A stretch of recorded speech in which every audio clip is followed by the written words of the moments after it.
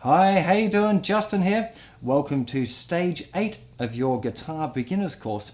I'm sure you're going to be enjoying this one because what we're going to be checking out is a few variations of a G chord. I've shown you one kind of standard way of playing G chord, but there's quite a few that are really useful in specific circumstances, and you'll find as you play more and learn more songs that you kind of think, oh gee, I wish there was an easier way of doing this. Well, now's the time we're going to learn the easier ways of doing the G chord. So let's go to a close-up now and I'll show you these other little ways of doing this very common chord. Okay, here we are for our first G chord variation. I call this a big G. And if you look, there was our kind of standard regular G chord there, just using the 3 fingers. All we've done here is move the 3rd finger over onto the B string, the 2nd string, and little finger has gone where that 3rd finger used to be.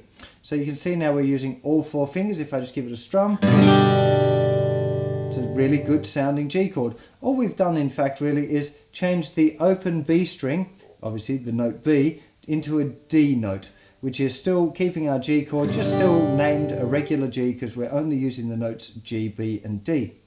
Now this chord became particularly famous in kind of like a lot of the Guns N' Roses and Poison and that sort of thing, and Bon Jovi in the 80s, all that acoustic guitar kind of rock stuff. All of the acoustic guitar songs nearly always used this version of the G chord. And it does sound a little bit bigger than, kind of more poppy or rocky than the original G. But there is one version which is considered an even rockier one, which we're going to go to now.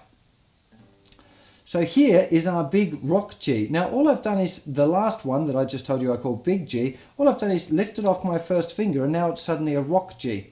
And the reason this sounds more rocky, and I've actually renamed it as being a G5, is because it now only contains the notes G and D. We don't have any more the note B involved with this chord. If we looked at the notes one at a time, we've got a G here. The A string here is muted by the underneath of that 2nd finger. So that finger is muting that string. Then we've got open D, open G, then another D, and another G. And this is a big rock chord. With distortion, this chord sounds huge. It's very cool indeed. Now there is another very common way of playing a G chord, which is a little bit more folky than anything else. You tend to use it when you're changing from a C chord to a G chord very quickly, which is quite common because the C and the G chords occur very regularly together. So if we there's your regular C chord.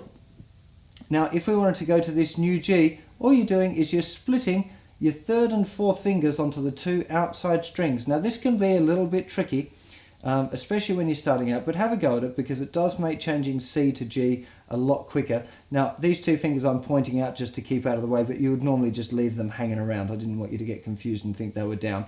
So what we've got here is the 3rd finger over on the thickest string, and it's a lot flatter than normal, and that's deliberately to make sure that that string there is muted, the same as what we had for that kind of rocking G, but this time we're getting rid of that A string there. It's muted by the 3rd finger, open D string, open G, open B, and little finger down there playing the top note G as well. So this is a full G chord, but you can see if I'm just changing from C to G, there's C, there's our new G, C, G. And that used to be one of the hardest changes, all fingers off. Now it's a lot easier. Now some people put actually that 2nd finger and play kind of exactly the same dots as that initial G that we learnt, just without the 1st finger.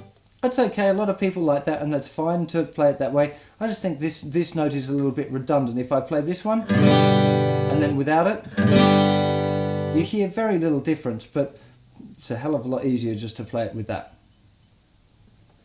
Now the important thing with these new G chord variations is making sure that you use them in the right circumstance. Now particularly the big G and the rock G work really well doing chord changes going from G to D. But I'm going to explain that a little bit better in the 1-minute changes. So just get your fingers around these chords, and I'll see you for another bit of a lesson very soon. Bye bye.